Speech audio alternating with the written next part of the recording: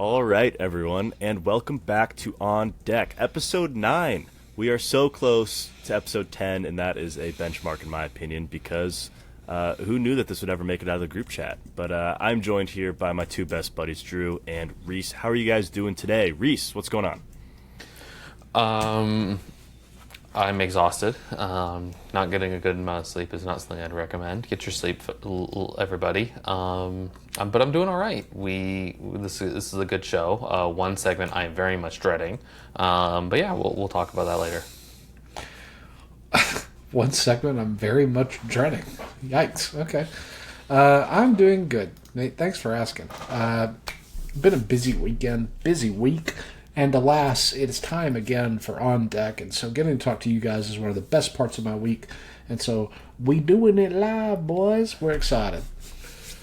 I think we're all a little bit tired. I think we have the Monday tiredness. What? Not quite the same energy that we normally come with, but we do have a really good show for you guys. We just recorded an awesome mock draft with Max Ellingsen from our squad, who's been doing some great team breakdowns, noticing draft trends, and we have about an hour worth of a mock draft, 43 picks, I believe. So we went really deep on this one. So that's going to be the majority of this episode. After that, we're going to recap the Super Regionals, a fun weekend of baseball. Maybe not the greatest Supers ever, but we had some fun results heading to Omaha. And we'll actually preview Omaha next episode, releasing on Friday. Following that up, we'll go into news at Prospects Live, and then everyone's favorite, What's on Your Mind. So kind of a less all over the place episode, if you will. We're kind of mock drafting and talking some college baseball. So we're going to take it right to that mock draft right now. I don't want to try that hard. I ain't going to show that card. People start to wonder if you live here now. And the boys in the corner. Welcome back from the break, everybody. It is the On Deck podcast by Prospects Live, and we, the three of us, your On Deck pals, myself underneath me, Nate underneath him, Rhys, we're joined by the bottom of our pyramid, the glue, the base, the fundamentals of this next segment. It is Mr. Max Ellingsen. Max, it's a pleasure to have you with us. Down in the bottom left corner, you are providing our support, and we appreciate you being with us. Yeah, it's high praise. My first time on, I'm already the foundation and the glue guy. I'll take that for sure. So I appreciate that. But yeah, excited to be on. Really looking forward to talking some ball. Thanks, man. We're excited to have you with us. And you know, the bottom part of the pyramid in cheerleading is the strongest cheerleader.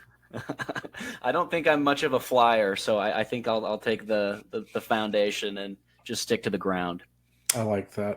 And speaking of the ground, you are getting in on the ground floor, watching or listening at home, because today on Deck, we are taking care of a 2025 MLB mock draft. We are going all the way through Comp Round A. Guys, that is going to put us at 43 picks, round about 10 picks apiece. We are going until every team has made at least one. If I'm not mistaken, only two teams will have only one pick, that being the Metropolitans as well as the Yankees. But plenty of picks to be made. We wanted to make sure, Nate, I believe this was kind of yours and Rhys's baby. We wanted to make sure every team got a chance to hear their guy called proud and loud on draft day, mock draft day.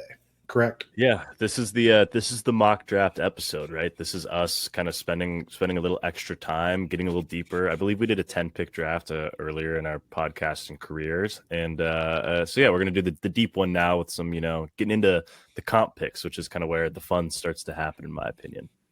Absolutely. Before we jump in, really, really, really lightning quickly, Max, I'm gonna kick it to you first. What is the strength that you bring to this mock draft? My assumption from reading your work at prospectslive.com is that you have a very realistic understanding of what every team is trying to do in a realistic sense, right?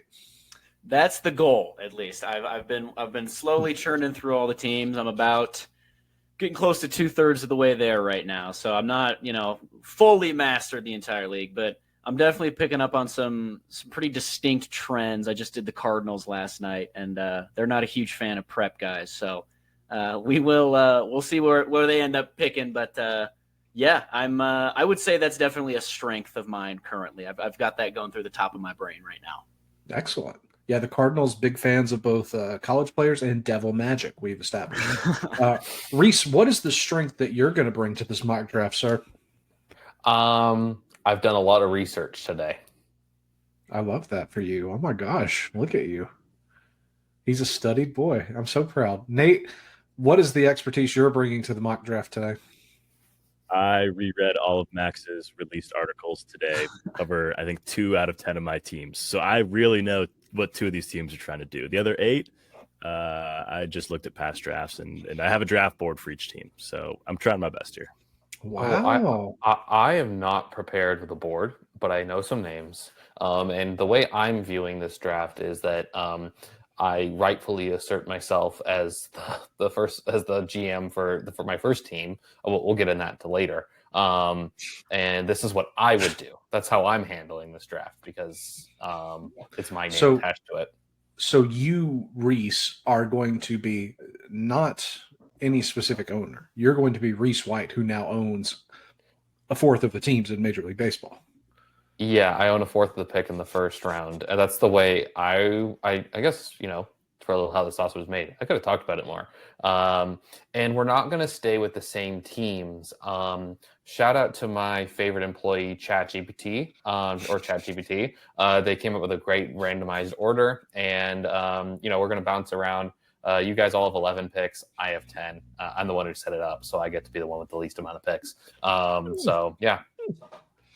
Well, that's just great. And shout out to your number 1 employee, Chad Gbeed.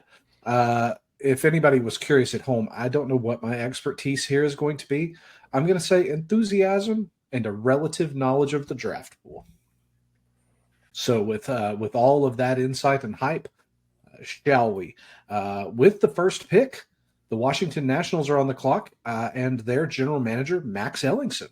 Max, what are we looking at with the Nationals for pick 1? Right. So if I were to be kind of boring and follow every single mock draft out there currently, I would take Ethan Holiday. But frankly, do I think it's going to happen? Probably. Do I want it to happen? Honestly, yeah, because I'm a Mariner fan and I don't really want them to take Ethan Holiday. But I'm not going to take Ethan Holiday in this mock draft. I am a big proponent of taking bats at the top, and I'm especially a big proponent of taking college bats at the top. I think Washington could save a non-insignificant amount of money if they took Iva Arquette at 1, and that's what I'm going to do. I think he's the best college hitter. I think they could get him for a steal, and I think he could instantly go to be a factor and compete with like Yohani Morales for the third base spot in like a year and a half. Like I think it fits their timeline better than Holiday does, and I like the player, so I'm making the pick. Wow, very impressive. Got to spice it up. We got to spice it up. It can't be boring. This might be my only shot on this podcast. I got to leave a statement here. I appreciate that you're wanting to leave a positive, sweet taste in our mouths, and thus far, spicy. But I'm not saying I dislike it. Boys, any quick thoughts on Arquette at 1? I know we're not going to talk about every pick, but this is kind of a shocker. Will it happen? Probably not. If you're going to make that kind of pick, you're definitely coming back on because why not? Why not? Like, I love it. I've been trying to push Seth up there at 1, and that doesn't make any more sense, He It makes was my other sense. consideration. He was my other consideration. I was not going to be boring. I had to come out with a bang, set the tone early. So, went for I love it. Yeah. We're definitely going to have to put our names in the graphic now so everyone knows you made that pick. Yeah, I don't want people knowing I made that pick. No, I'm just kidding. I'm just totally kidding. Max came in and like bull riders and stuff like that. They go in and punch the bull in the face to get it all fired up and everything like that. Not that I condone that, but that's what Max did to this draft. Got to do it. I'm almost like certain it's going to be Holiday, but no fun in that. Like you only live once, so why not take Iva? You only live once, as the children say. Am I right, Nate? Anyway, let's move forward to the Los Angeles Angels. And picking on behalf of the Los Angeles Angels is yours truly, Drew Wheeler, the worst question mark general manager in their history. And I'm gonna, win in Rome, do as the Angels do. I'm going to pick a guy, and we're going to fast track this boy straight to the major leagues. Rhys, I'm so sorry. I got to do it to him. These Angels, they need a pitcher. They need a pitcher bad. And we're going to take the face of baseball media, Rhys White's number one player on the board. We're going to take Mr. Jamie Arnold, left-hander from Florida State with this pick. Here's where we're at. This is a disgustingly deceptive release angle. Fastball that's high 90s. Sweeper that's just a beautiful pitch. He's gotten there's competition as to who's the best arm in college baseball. I think there are guys that are just as ready for the big show as Jamie Arnold. But I think that Arnold had a very flashy start in the Supers where Liam Doyle did not. Where Cade Anderson, I think, did more so than Doyle, but less so than Arnold. I think this is going to be a positive taste in the Angels' mouth, and we're going with Jamie Arnold at pick number 2. Nathaniel, that is going to bring us to you, my dear, picking for your Seattle Mariners at pick number 3. And I'm curious, where are you going? I know, and I have another Mariners fan here too, which makes this pick even more. I got lucky with this one. I'm on the edge of my seat here. Don't mess this one up. So I cannot believe Ethan Holiday is here at 3. And I don't know what the Mariners would do if he is here at 3, because I really think they're going to go pitcher.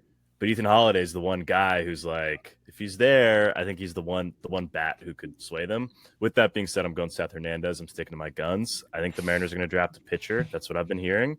And I like Hernandez as the first or second pitcher in this class. I know there's been some rumors of other guys, but who I won't name because drafts, you don't name picks that haven't been taken yet. But I think Seth Hernandez is my guy here. So that's what I'm going to do. I like it. I think that's a good choice. I don't think you're going to get any pushback from any of us because obviously a kid like that, all the clay in the world, give him to the pitching lab. Let's see what we can do here. All right. Well, from the Pacific Northwest, we go to the Rocky Mountains. Rhys, you and your favorite team, the Colorado Rockies. I have a feeling I know where you're going to go with this. Is the power of anime, plot, and God enough to defeat the logic of this pick? We will soon find out. You're on the clock. Okay, so I told you I was going to act as if I was the general manager for all these teams, except for one, and that's this team. I'm going to do what they do. I'm going to get into the mind of the Rockies general manager. It's a scary place. It's not a place I'd recommend. There's probably some untalked about trauma here and everything like that about working for this organization. But hey, the Rockies fans seems to be enjoying their time, and I'm going to give them the Ethan Holiday slide is going to continue. And we are going with, I'm sorry, Drew. I'm sorry to do this to your boy. We're doing Liam Doyle at 4. Not that I don't think Ethan Holiday is a fantastic prospect, but I have to get into the mind of these Rockies, and Liam Doyle is I think who they're going to take. Wow. Okay. Did not expect that, and yet I'm living for it. Send my boy Liam Doyle to Colorado. That's a perfect test of me really deciding if I think that Colorado can make pitchers work or not. I still do, question mark. Guys, the Ethan Holiday slide continues, but Nate, you are up on behalf of the St. Louis Cardinals. Probably an element of plot armor here as well. Is the slide over? Has the slide concluded? I'm not quite there yet. I'm not sure. I'm still thinking this through my head. St. Louis has only taken one high schooler in each year the past 3 years, which is they normally just go like reliable college starter, right? And I would have probably gone Doyle, but if Ethan Holiday's there, I'm gonna take him. I don't think he should have gone probably past 4, but I love it because anything can happen in the draft. I would take Ethan Holiday here, so that's what I'm gonna do. Might not be the most realistic, but he's a good player, man. I don't know. I mean, do you really think that the Cardinals will let this sort of generational marketing opportunity slide by them with a kid who has talent? It's not like it's just a gimmick because Daddy played there. Holiday's a decent player, good skill, good bat, bigger bat than his brother for sure. More reminiscent of his dad's. I don't know. We'll see what comes of that. But yeah, Ethan Holiday, the selection.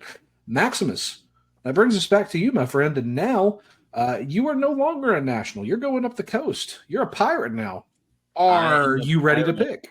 I am so ready. This to me is maybe the easiest pick I will make, honestly. To me, Billy Carlson and the Pittsburgh Pirates are like a match made in heaven. I don't necessarily know. I don't know if I have a fully fleshed out reasoning. It's just big vibes guy, but the tools, he's 100% going to be a shortstop. The swing is like, it's a little funky, but like you can see the athleticism, you can see the innate kind of talent of getting the bat to the ball, and obviously he's got a ton of twitch. So I think he's more than warranted to be a top 10 pick, and obviously taking Connor Griffin last year, working out pretty well so far. So why not try to get something similar in Billy Carlson? That's a strong pick, and like you said, I feel like that's a pick they seem to be glued to one another. The Pirates and Billy Carlson. So hey, who are we to judge? I am certainly no one, because I am representing the Miami Marlins. What a treat it is. I don't know who randomized this order, but for me to have the Angels and the Marlins in a row, what a treat. What a blessing it is for me. My GM career is just doing some real stuff. So looking at the Marlins, I know what they need. We need a bat. We need a future middle of the order bat. The problem, of course, as you all well know, can the Marlins develop a bat? I don't know. I don't really know. I'm going to go with no, but I don't think that's going to stop them. So now the choice is, what bat do we take? And oh, I'm so sorry to this poor spring child, this poor sweet summertime boy. But Eli Willits of Fort Cobb Broxton in Oklahoma, get ready to learn Miami, kiddo. You're the pick. This is a kid, though, that can make contact all fields. Very exciting shortstop, and in most mock drafts we see him going significantly higher than here. I think the Marlins might be very hyped to have a guy they can put at the center of their future plans going forward. Max, that's going to bring us back to you, because we are snaking here. Up the coast you go further to Toronto. You are a Blue Jay. Tell me, where are we going for Toronto? Okay, I am just kind of going off my board here. I think they'll go with one of the arms, because there is Cade Anderson is still on the board. I think they would be pretty pumped if Cade Anderson got to 8 in this draft. I have a hard time thinking they will pass up on that. Could go Kyson, but I'm gonna go Cade Anderson on this one. I think the polish, obviously left-handed, but the blend of polish and projection he has is pretty enticing to me. He's maybe, I don't know what he's listed at, but he's probably 185 pounds, 6'2". I could see him sitting at 95 down the road, and he's obviously got the crazy slider, curveball, changeup, good command. I like the player a lot, so I think if he got to 8, they'd be all over him. I'm with you. I hate that he was still there, but that would certainly fit with the Blue Jays' MO as well, looking pitcher early and trying to lock down their next big arm. Rhys, buddy, Great American Ballpark, Cincinnati Reds, Rhys B. White. Where are we going? It's a good question. I'm debating on a few different things. One of the avenues in which I'm going, and the avenue I'm going to go, is I'm going to stop. Is it really a slide? I don't know. Do I think that he did? Do I think that Texas A&M made him do one of the stupidest things I've ever seen? Probably. I'm going to go with Jace Laviolette here. I think Jace Laviolette, with that sort of power in Great American Small Park, as Matt told me to call it, it would be fantastic. That left-handed power at that ballpark is just going to be awesome. Can he hit? That's a good question. That's a question for the Reds in this scenario to figure out. I think that the park may disguise some of the can he hit, because big power leave that yard real quick. Big power go boom out of yard. He's like at worst Will Benson, right? Like exactly. That works. I like that.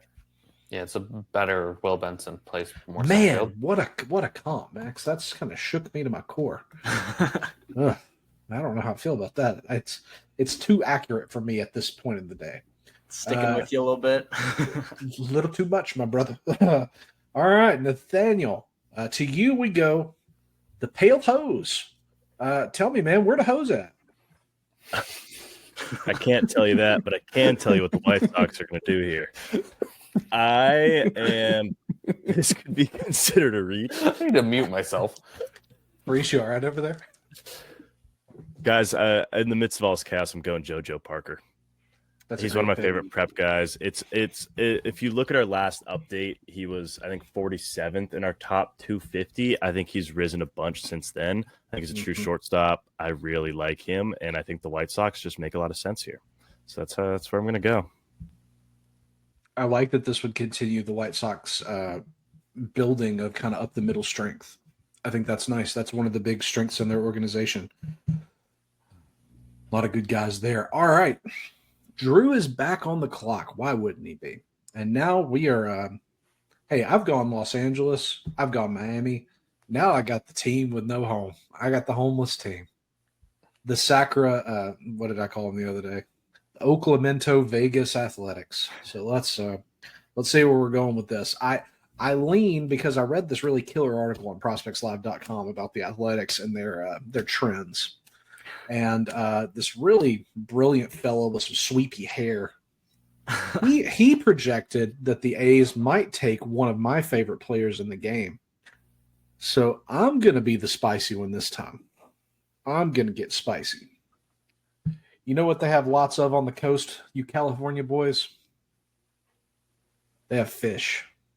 Big fish. Give me Andrew Fisher. You are a blank athletic. That's so fun. Obviously, this is I've said it 100 million times. If you've listened to me in the last couple of weeks, this is the hottest bat in college baseball. Currently on a 65-game hitting streak, on base streak to end his college career. I think he's made himself a lot of money. And this is a team where you don't have to worry about if he's the hero, he's the villain. Who cares? He can hit, and they're going to love it. Let's move onward to, I guess we're going to be walking to Texas for the Rangers, for Max. Make your pick, bro. Yeah, so there's a couple ways I'm tempted to go. I'm looking at some college bats. Texas usually stays. I mean, they had their crazy Kumar Rocker move a few years ago with Brock Porter, but recently they've been fairly chalk, so I don't want to get too crazy. I'm going to take – man, I'm torn between two guys. I'm going to take screw it. I'm getting a little funky, but I'm going to take Gavin Keelan. Ooh, I love it. I think he is one of the best, just safest hitters in this class. He's looked pretty good at shortstop since taking over there. I know Curley had his struggles, and he's filled in admirably. Yeah, lefties bat. I mean, there's just a lot to like there. I think it's a really safe bat, and I think they could be all over that. I like it a lot. I can get behind that. Yeah, absolutely. It was certainly a shortstop that was admirably filled in at a high level. All right, Nate. Big Nate, as it were, because he picking for the Giants. Nate, which Tennessee Volunteer are you picking now? I know we had a little bet going, like how many Tennessee Volunteers are going to go in the first 40. It looks like all of them. I'm going to go a slightly different route here. I'm going to go Ike Irish for the Giants.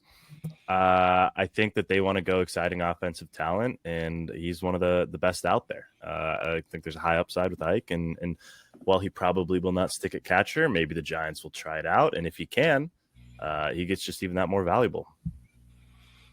Nate, I like Ike. That's a political reference for you children that I'm recording with. You guys at home, y'all got it, though. Y'all are laughing at home in the car. Can you get more opposite to Patrick Bailey than Ike Irish at the same position? Like, it's kind of perfect.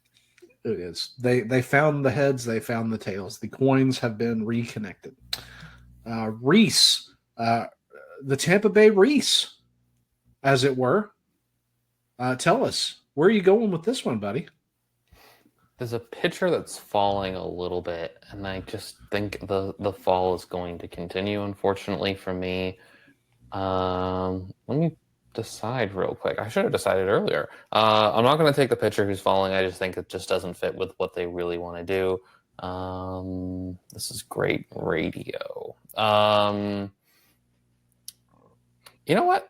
I might do it. I might do Case and Cunningham here, because I'm going to go Case and Cunningham. The Rays love themselves a Texas shortstop, and they've drafted a bunch of them. I think that they do a really good job of scouting the Texas region. Case and Cunningham is going to be a Tampa Bay Ray. I like that pick, and it sticks kind of with what they know. I think you can't get much better than that, buddy. All right. Drew is now picking for the Boston Red Sox. Fun for me. This is a team that I think we know kind of some different trendaroos for them.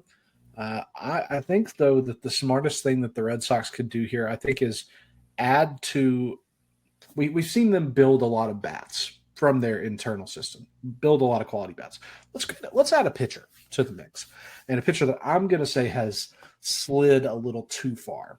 I'd like to see the Red Sox maybe grab – I'm tempted to go with one guy, but we're going to go a totally different one. We're going to go Kyson Witherspoon from Oklahoma. I think that this is a guy where you're drafting the big-time fastball, and even though I've criticized it and said it looks a little hittable this year, I think maybe I'm just being too critical. It is a great fastball. He's got a good body, good build, with potential probably to add a little more velo, just depending on what happens going forward. So I'm satisfied with the Sooner right-hander going to Boston. This is an interesting thing. On our mock draft, the team says Min, the selector says Max. So from Min to Max, what are we doing for the Twins, buddy? Love it. I think, and this might just be a little bit of a recency bias with last year's pick, but I think there's a guy on my board that has slid based on where I have him, but I'm a lot higher on him than a lot of people. Screw it. I'm going to do it. I'm going to take Brendan Summerhill here. Summerhill is, I think, my second favorite college bat in this class, just with his overall profile of contact ability. There's some pop there, for good frame. I think it fits the Twins' kind of general, traits well enough. So he's my best player available. So I'm going to go for him. I love that pick. Yeah, I love that pick too. Honestly, I thought about him with Cincinnati over Jace. I feel like the floor is so high with Summerhill. Like, of all the outfielders, I'm like, yeah, he's going to be good. I'm so bullish on him. Like, probably too bullish, but it's like I'm kind of a sucker for just like a safe, boring left-handed outfielder. Like, just give me that all day. Give me some floor, and then we can shoot for the moon later. Yeah, he's like the perfect 5-hole hitter on a good team. Right. There you go. Well said. Nate, as the young gun, what else would you have but the Cubbies? So to Chicago we go with you, sir. Where are you going?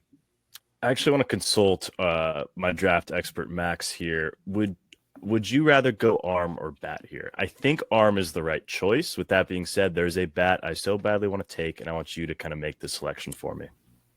Okay, interesting. So I think I know the arm you're looking at, and I would agree. I actually just finished the Cubs kind of retrospective last night, so it's on my brain for sure. Good.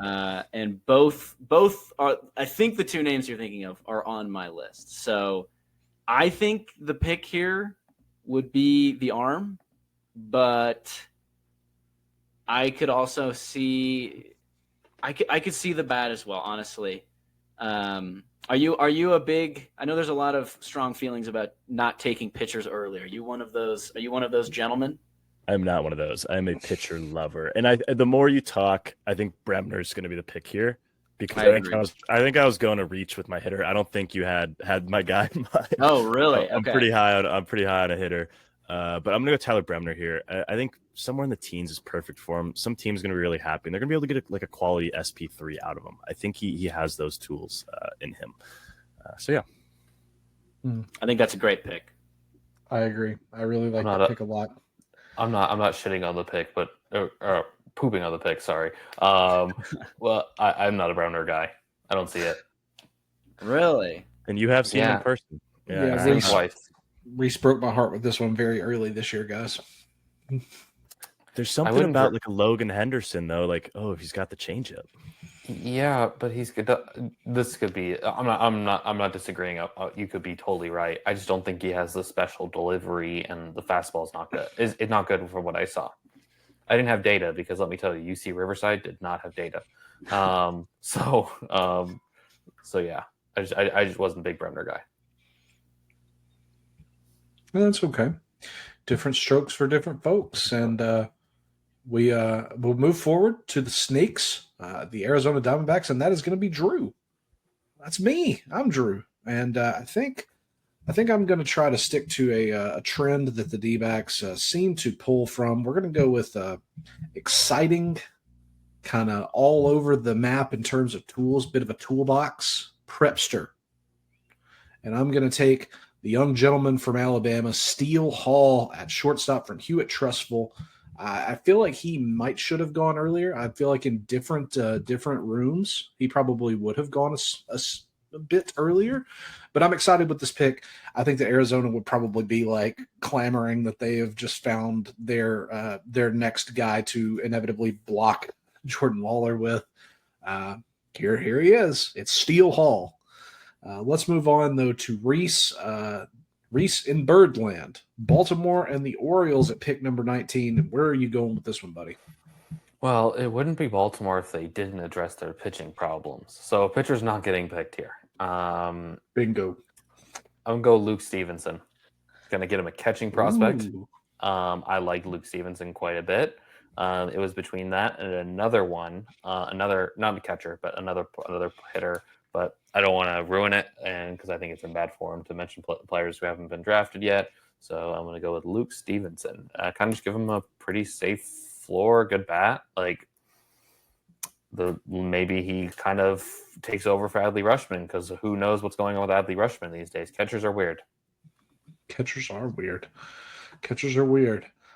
Max, at pick 20, the Brewers is where you will be selecting next, sir. The Brewers, an interesting team, always seem to be kind of zagging when the other teams zig in my brain. Curious if you think the same, and then where are you going to go with this pick? Yeah, speaking of weird, they're definitely I like the zigging while zagging analogy there. So I had a fun pick for this, but I feel like there's a player on the board that is just like too Brewersy not to take. I don't think this will happen, and it's kind of boring, but maybe I can compensate with my zany 1-1. So I'm going to go with Merrick Houston here. It just, the bat to ball, the defense, the floor there is so high. They love their kind of speed bat to ball guys. I don't think they'd save as much money as they typically do on Houston here, but he's too much a Brewer for them to pass up, I think.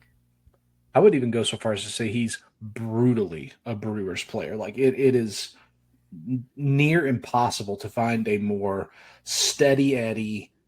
I can't find anything to argue with this pick, but yeah, right. I still feel a little underwhelmed is kind of the avenue I would go with it. And, this is coming from a guy that saw Houston impress with the bat in the Knoxville Regional. So I've come around a little bit on it, but I love that pick. Nate, to Houston. What's that banging in the distance? Not a trash can. It's your selection. Who is it? Me and Max would love to take this pick, right? Like, let's just take like a fifth rounder for our nemesis, the Astros. I'm going to go Gavin Feen here. Just a big old guy, righty, got some power projection in him over at the hot corner. He's one of my favorite prep guys in this class. So that's where I'm going for Houston. I like it. Max, any thoughts on your dreaded rivals? That hurts.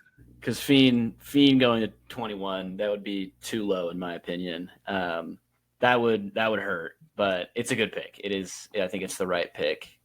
He has a great walk-up song too. I was just about to say he could go with Fiend. That would be crazy. Yeah, literally, I've never heard anybody make a song as hype, but just Drew. Somebody get on that. I'd love it. But speaking of Drew, it is time for that moron to choose, and he will do so for the Atlanta Braves. So speaking of rivals, I guess I'll be choosing for my team's rival. And unfortunately, I know just the guy. It's a guy who has broken my heart many times over the last season and very recently, yesterday, as we're recording. We are going to give the Braves the shortstop they sorely need. The Braves have grown to love middle infielders from the Dirty South. And while this player made his name in the Dirty South, he's from a different kind of South. The Southern Islands of Hawaii. We're going with Vahiva Aloy from Arkansas to the Atlanta Braves. Never really put this one together in my brain, but seeing it and saying it out loud, I love it. I kind of love it. Any quick thoughts from the board before we switch over to Nate for the Royals? I know that hurts you to do, so I'm proud of you. Thank you. Thank you. It's all Growth. about the healing. Growth, healing. Yep, absolutely. All right, let's move forward to the Royals. Nate, you are up for Kansas City. You're a team whose fans have ingratiated themselves to you.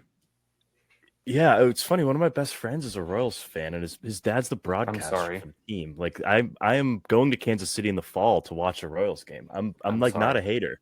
I have to.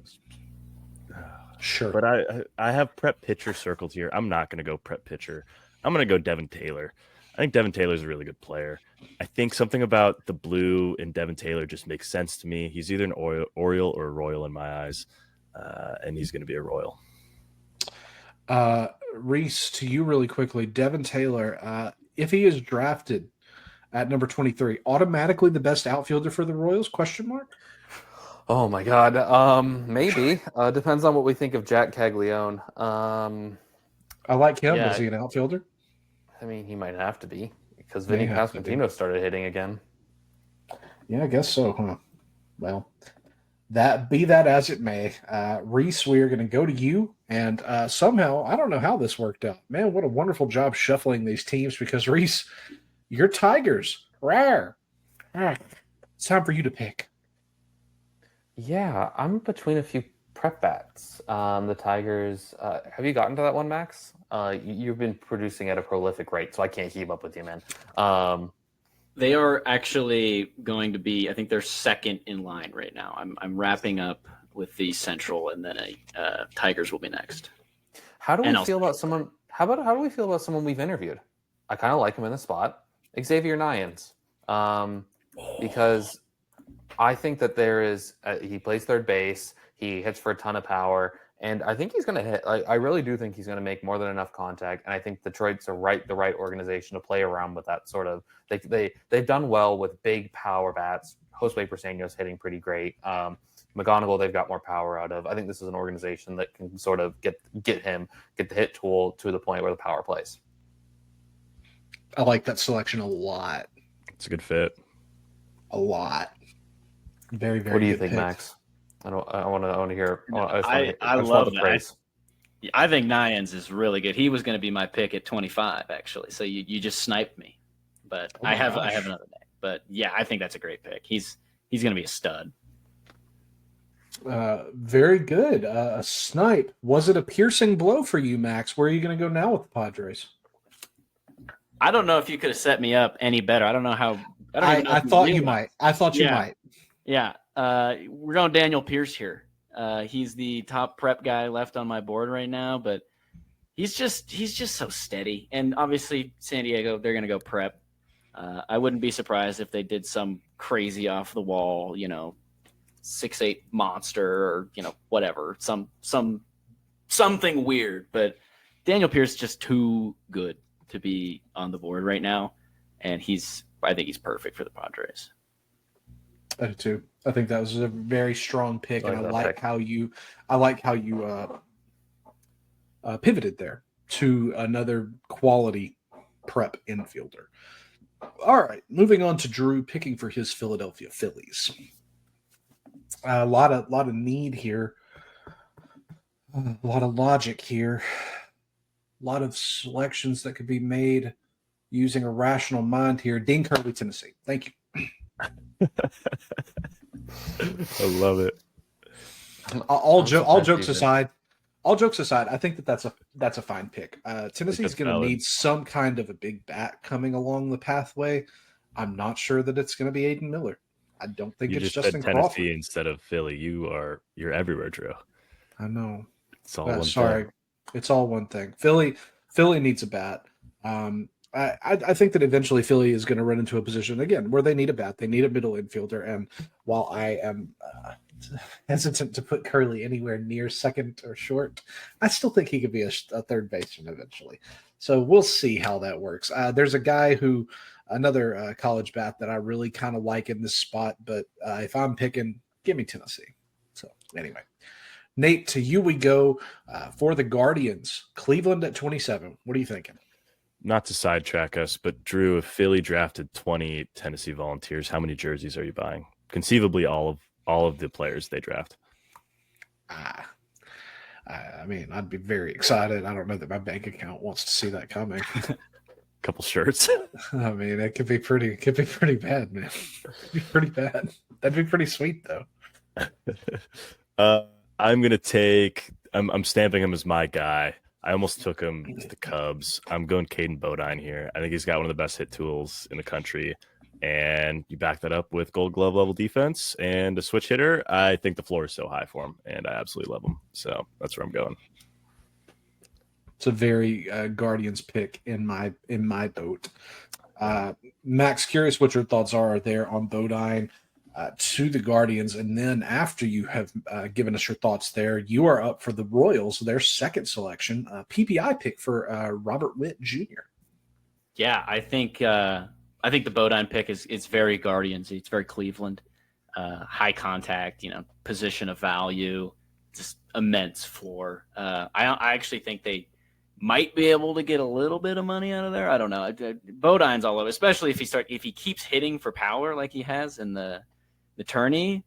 Maybe not, but there's always kind of some room for finagling in the draft. So I think that's a very solid pick. What was that? He's made himself some money this postseason. Oh, definitely. Yeah. He's looked so good. So I think that's a real good pick. I'm struggling with this pick, but I think I know where I'm going to go. And if I'm reading the room correctly, I don't know if Drew is going to be super happy with me.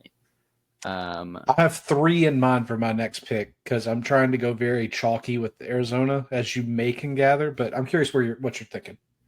This is a little off the board, but I'm gonna go. Gosh, I'm between two. I'm gonna go Zach Root here. Oh, I love that pick so much. Oh, I love that. I think the Royals, they need some high floor pitching, right? I mean, they've kind of made a mess of their recent pitching developments. And Root is he's probably the safest arm you could get in this range. He's up to 99 in his last outing. That was absolutely electric. Curveball is dynamite. He's got a good mix, good command. I mean, it's just so much floor, and it fits well in a PPI pick. He also is a psychopath. Yeah, he was a little bit maybe too fired up in that. I loved it. I do think he should have got called on it like Peebs was for less, but we are getting ahead of ourselves and too far down the rabbit hole. All right, for the Diamondbacks at pick 29, selection they're getting for Christian Walker. I think I'm going to play a similar card that they did last season. Take the Prepster round 1, take the college bat that slid in the comp round. Give me the guy that was injured that was making tons of splashes early in the season. I want Ethan Conrad, outfielder from Wake Forest, right here at 29. I want Conrad for the Diamondbacks here. I feel like that's a really logical pick, and it keeps with the I think the under and over slot could work there theoretically, with Conrad not having the rest of the season to maybe draw more money as he could have. But again, neither here nor there. Rhys, my brother, you're getting to make a second pick for the Baltimore Orioles, their first of 2 in a row. So I'm curious what you're going to do with this pick they get as compensation for Corbin Burns signing elsewhere. What are you thinking here for Birdland? Well, I'm not drafting a pitcher because they sure as hell are not. I'm gonna go with the Oregon outfielder Mason Neville right here. I like that choice. You sniped Ethan Conrad from me. I was lining him up. We already called his agent. We worked out the signing bonus. You're gonna get a really angry call from Ethan Conrad's not agent, sorry, representation. That's fair. I'll tell you, if it makes you feel any better, Mason Neville was kind of right there in my up here. I wanted to make that choice, but I felt like Conrad was more the choice for Arizona. I feel like he's a little more well-rounded, but I do love this selection a lot. I think Mason Neville is the next Jed Fabian, the next Dylan Beavers for us. Are we sure he's going to hit? I don't know, but man, if he does, it might be fun. It might be a fun fourth outfielder. Vance Honeycutt. Vance Honeycutt. Oh, don't you say that. I still believe. Sorry. I know you do. I know you do. I'm just trying to rub salt in the open wound. Nathaniel, who else but Baltimore, huh? Yeah, Rhys just took my pick, so I am currently searching. I thought there was no way he would go any higher than 31, but he went at 30 to the same team, which makes me feel okay, actually. I'm going to get weird here. Yeah, I was going there for sure. They have to draft a pitcher at some point, right? Don't you think like social pressure means like draft a pitcher? At some point they have no, I can't take a pitcher here. You can, but I mean, I will feel bad. Then I am gonna go. I'll go Sean Gamble. That's another guy I had on my board here. Right after Neville. So we're gonna take a gamble, Rhys. He is also the next Jed Fabian. The next Dylan Beavers, the next Vance Honeycutt, the next they have other ones too. Wow, we're not going to go deep enough. I have so many more guys I want to pick. I feel the same way. I'm like, it's getting too niche. Like, there's way too many guys I just want to take. I do too, Max. We're going to have to do this again. We're just going to do a 20-round mock next time. I was about to say, 12-hour stream. Do it. 12-hour stream, 20-round mock. Who says no? I'll just die on stream. I think there's like 50 good players in this draft that I like, and I'll just die on stream. I think I'd have to draft my neighbor or something. It'd be so bad if we had to do 20 rounds. F's in the chat for Rhys. He died. Wow. All right, Nate, to you for pick number 800. Max, that is going to bring us to you for again another. No, not Minnesota. It's going to be Milwaukee again. You're going back to choose for the Brew Crew again. You picked Merrick Houston at 20. Where are we going at 32? Okay, so this is like my favorite. This is like my favorite fit of the draft. I think like this is just my brain. It fits so well. It's perfect. It's gonna be Charles Davalon here. This is like he's everything a Brewers comp pick is to me. Like he's gonna save $500,000 maybe. He's bat to ball is out of this world. He's a little undersized, but like it's just so safe. Like this is perfect for me. I've had this in my brain for probably a month, and I finally get to share it with the world. So I'm pumped. I do like that quite a bit. I hate that I like it, but I do. Alas, I do. Oh, okay. The Red Sox. Everybody loves to talk about the Red Sox right now, and they've got plenty of young, exciting bats. And I addressed this earlier when we picked for them at 15. About half the draft ago, I selected Kyson Witherspoon for them. My heart is telling me I need to pick another pitcher, but the Red Sox kind of bias in my brain is saying, bat. So I think that's what we're going to do, and I'm torn between two ACC bats here. I'm not sure which is going to be better for the Red Sox. I feel like they're loaded both up the middle and in the outfield. Nate, I trust you. A or B? I don't know if you saw. I just clicked the screen. Sorry, that was just where I went. Canarella is where we're going to go then. That was one of the two. Sorry for the dead air. No, that's fine. I was waiting on a response, and you have done it already for me. So yeah, we're going to go with Cam Canarella. I think that he is another guy that's made some money this tournament. I think that big game Cam is certainly nothing less than that, and exciting tools. I wonder if the hit tool will be one of them. Put Canarella to Boston. We'll see what happens. Max, you are up choosing for Rhys's Detroit Tigers. Rhys, I'm going to invite you to boo, heckle, or cheer as you would this pick and standard. Max, you're on the clock. I got a lot of pressure here. I'm going to go with a pitcher here, and because they took Nyans in the first round, so I'm assuming maybe double prep. We'll see. So I'm just gonna go safe, but this is a pitcher I really, really like. I love a big fastball, and he's got maybe the biggest one. Well, one of the biggest ones. I'm gonna go Patrick Forbes here. We'll see if he can throw strikes, but I like the frame, I like the athlete, and I like 100 from a 4.5 release or whatever it is, 5.5 release, and ride. Speaking of made some money recently, Patrick Forbes, good pick. We'll see what he can do with the surging Louisville Cardinals in Omaha. Rhys, alas, you guys have traded teams. You're going to be picking for the Mariners. So, Max and Nate, I'm going to invite you to boo, hiss, and or cheer Rhys and his selection as you will. Please proceed. So, what would you guys do? I like the Forbes pick a lot, by the way. Yes, let's go. Okay. Yeah, I would have taken Forbes if I was the Mariners. Like I love Forbes. He would be a monster. But do I stay in the college pitching realm? Because there's one that I really like. Don't look at the ERA. Don't look at the ERA. Look at the swings and misses this guy gets. Has he been injured?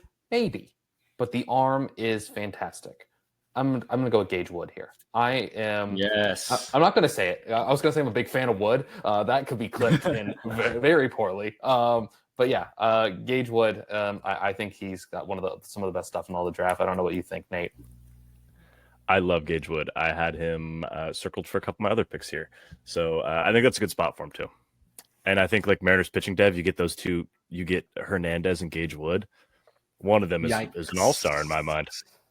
Gage Wood has so many fallbacks. If he's not a starter, that dude's going to be nails out of a bullpen. Yeah. I really like that pick. I had Gage Wood circled. I was going to say I had Gage Wood on my mind. I had Wood on my mind for a pick in the future, but I had Gage Wood circled for a pick in the future. But before we get to me and any assertions I'm making here, Nate, the Twins. What are you going to pick, Nate? What are you going to pick, Nate? I said that because Twins twice. I would have thought about Gage, but instead I'm going to go with our favorite prospect on this show, Daniel Dickinson. I thought to the Mariners at 35, fun storyline. He said he wanted to get drafted by them. Obviously, that didn't happen here, so he'll go one pick later. They went college, outfielder first round, I believe. Let's go college infielder here. I like that. A gooey brownie. He fits their type too. They do like a good contact orientated, like probably second base. Maybe you try him out at shortstop at the pro ranks, but the next Kyle DeBarge, some might say. Oh. I like that shout a lot, actually. Kyle DeBarge equals Daniel Dickinson, question mark. Okay. Raise time. Time to raise up. Rhys, you selected Kason Cunningham for the Rays, and I like that choice. It doesn't deter me from going prep again, because I think that's the direction I want to go here. And I think I'm going to go prep pitcher. And I'm torn between two. Okay, let's go with this. If this gentleman doesn't make it to campus at Knoxville, I'd like to see him taken with a team that is going to optimize him in every way. So Tampa Bay at 37, under the rule of Drew, will be taking Cruz Schoolcraft, left-hander from Sunset or in Oregon, you boys' neck of the woods. I think that this is a humongous frame, big fastball, but really just needs a lot more polish. Let's bring it all together. Who else but the Rays to do such a thing? And that's where we're going to go. The Rays are the best with tall pitchers, by the way. They were the ones who got Tyler Glasnow to start throwing strikes. Look at some of the behemoths they have coming out of their bullpen. So this is a really good fit organization-wise and, player-wise. It takes those big guys like a little bit longer to get their, stuff synced up. Rhys, are you saying that was a smart pick? I think it was a very smart pick. I'm I'm not the biggest Cruise Schoolcraft guy, but I think this is a great organizational fit. Yeah. All right, I'll take that. So thank you, Rhys. Max, the New York Mets, a team that I am so fond of. Yeah, What you got? I think ideally, obviously, they would be picking higher than they are currently, but they also got Juan Soto, so I was about to say they got some guy named Juan Soto. I think they're probably okay. not complaining too much. Yeah, but I think this is a guy that fits what they've been doing well, especially at the big league level. But even in guys like Jonah Tong and was it Will Wilson? I believe Watson, I can't remember. yeah. Will Watson, that's what it is. Thank you. I'm gonna go with Riley Quick here. I think big frame, great athlete, obviously massive fastball, massive stuff. I think there's a lot to dream on here, and I think you get him in that pitching dev. I think he could go so much higher than he is now. I think he's really raw, but the sky's the limit there. I like that selection a lot. Like you said, a lot of good play for the Mets to play with. And for Riley Quick's sake, I don't have to stop hating him. Alabama to the Mets. It's just an easy transition for everybody. All right, let's move on to the New York Yankees. Nate, Rhys and I on Path to the Show this offseason, we had, I loved Rhys's shout. Rhys said that the New York Yankees dev system, what'd you call it, Rhys? The gas station? Because we add velo to pitchers. I love that. It's genius. Are you going to be taking a pitcher, or do you think that the Yankees are going to go a different direction here, pal? So Quick was one of the 3 pitchers I had circled. I had 3 pitchers for the Yankees in this range, and some of them could be stretches, some of them could not be. I want to let the group decide here. So you guys are going to vote, the 3 of you. Ianson or Obermueller? Those are my 2 favorite guys left on the board. I'll vote first. I love Cade Obermueller. I'd had him in my last year's top 50, I think at 30th overall in the class. When he went back to school, I was so upset. That said, Anthony Ianson is a freak show and a monster and should have been taken way higher. And I was really circling him coming up for my final pick. I think Ianson's the way to go. Rhys? I'm going to go with Ianson. I think that his performances has dictated at least being a top 40-ish pick. Not that Overmueller's hasn't, but... Max, is that where you would go? I agree. I think he fits their dev track better, too. Just kind of, good athlete, right-handed, big stuff, big fastball. Slightly suboptimal shape on the fastball. Yeah, I mean, obviously you can, kind of do that. But, I mean, Obermueller, I just don't... I don't know. They're so good at developing pitching, honestly. They could probably do anything. But just not your cup of tea, though? Yeah, I think Ianson. I just think obviously the performance in the SEC is huge, but just the athlete, the fastball, I just think he's shown more at this point. Like I like Obermueller a lot, but I like him more at like 50s rather like 50s, 60s than 39 or 40. That's fair. No argument there. Well, there you go, Nate. Is that going to be the choice? Are we going Ianson? Yep, I already win it. I let the smarter people make my decisions. It's called delegation. I like that. Delegation. Rhys, the Los Angeles Dodgers. Me and you are going to go back-to-back for the Dodgers, old buddy. And I'm curious, what are you thinking for the first pick here? So I'm debating on going prep. I don't know where are you planning on going? I actually was going to vibe off you. I have kind of a pick that I think is a meme pick, but I've got another couple that I feel like are logical, much more logical. You go with where your heart leads you. So I'm between. I don't know if I can take him there. Although, dude, I'm gonna be drafting. Oh, after the draft, if he doesn't get picked, I'm gonna tell you guys who I'm drafting in my FYPD drafts like every single time. But that's not important. We are here to talk about Josh Hammond. I think Josh Hammond is like every bit as good as Xavier Nyans. Just Xavier Nyans just went earlier. Josh Hammond has similar skills, big arm strength, can play third base, hits for a ton of power, makes good swing decisions. I think that we're talking about a really nice pick here for the Dodgers. Plus, potentially two-way guy. Hello? Dodgers fans are going to lose it. Josh Hammond's the next Ohtani. Yeah, Ohtani Jr., American Ohtani. Blah, blah, blah, blah, blah. Yeah, they're going to eat it up. All right. 41, the Dodgers again. Rhys Hammond was the guy I was thinking there. I thought that the American Ohtani bit was too strong to ignore. Oh, boy. Where are we going to go here? I'm tempted with the Dodgers to lean into starting pitching woes, but I don't. Right off the rip, I'm not sure where to. Actually, no, I think I will. I think we'll do starting pitcher, and I'm just trying to absolutely confirm he's who I want. A lot of good ones. Okay. Guys, what if I told you that at pick number 41, I'm going to go back to a number 24. Jack Bauer. Give me the 100-mile-per-hour prepster. Let's see what he can do in the Dodgers dev. Chances are it's going to make me sick. So I like that. The Gavin Lux deal returns Jack Bauer. The gift that keeps on giving. Wow, wonderful stuff. Max, Mike your Sirota final and Jack pick. Bauer is not bad. No, I like that quite a bit, my friend. Quite a bit. Max, to you for your final pick at 42, the Tampa Bay Rays. I'm curious, what are you going to raise up here?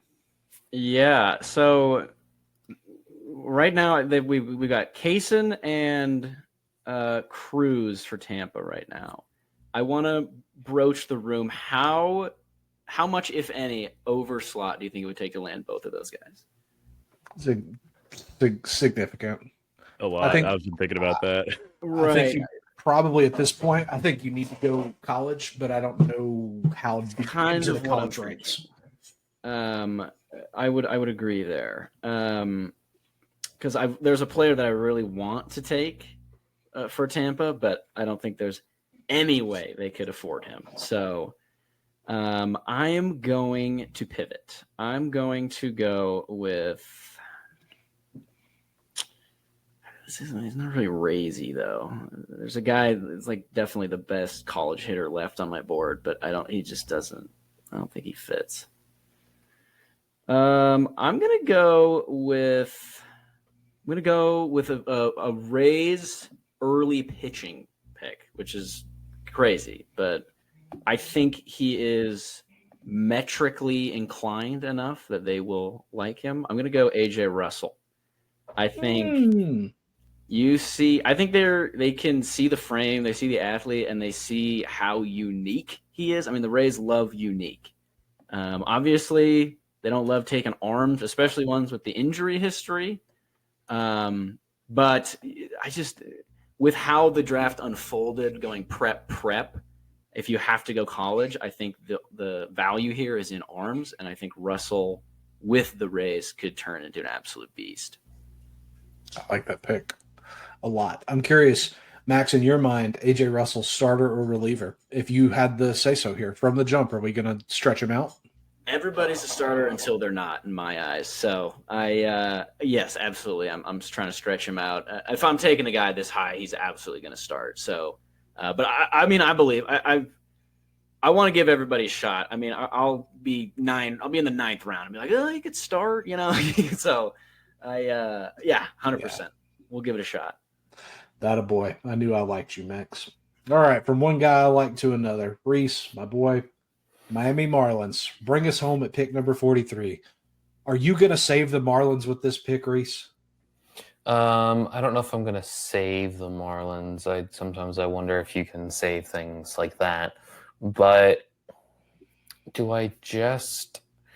What is does anyone know the Marlins bonus pool space? Because that sort of would dictate where I would go. Because obviously we're going to have to pay, let me see, we're going to pay Eli. Well, it's quite a bit of money at 7, I'd imagine so. The Marlins are 7th with $15.2 million. Okay, so that kind of leaves me with a bunch of different options. I can go prep here. And not feel bad. I don't know if I want to dip into the prep arm market, but I feel like layering a prep with a prep hitter with a college arm is something I always like. I'm going to go with someone that Nate was talking about. I'm going to go with Cade Obermuller. I think that his, the stuff is good. He's, Iowa pops out really good arms. I think that his ability just to get swings and misses and be a, solid left-handed pitcher, I think he could fly through the system and be ready in 2.5 years, maybe, if he doesn't get hurt. I think that he provides a nice level of floor with a good, with some good safety as well. He could be a nasty bullpen piece if it all sort of falls apart. I like that. I like that a lot. And that, as you see it, Nate, thank you for running the selections for us. That's going to be the draft as done by the four of us, guys. I'm pretty proud of this draft right here. I think that we had a decent bit of spice with a good bit of reality kind of kicked in here. Curious if you guys had to give this a grade in terms of reality. Max, we'll start with you. Well, I mean, I screwed it up with Iva at 1. I mean, I'll take the blame there, but you gotta have a little bit of fun. I honestly really like it. I mean, I just think this year, nobody has any clue. So you could look at basically any mock draft from a reputable-ish source and be pretty content with it. So I'm giving us an A. Why not? If I'm grading my own paper, I'm not giving myself a B. So screw it. Yeah, I'm giving myself an A. Rhys, I don't know how we're going to argue with that, but I'm going to let you give it your best shot. What do you grade us?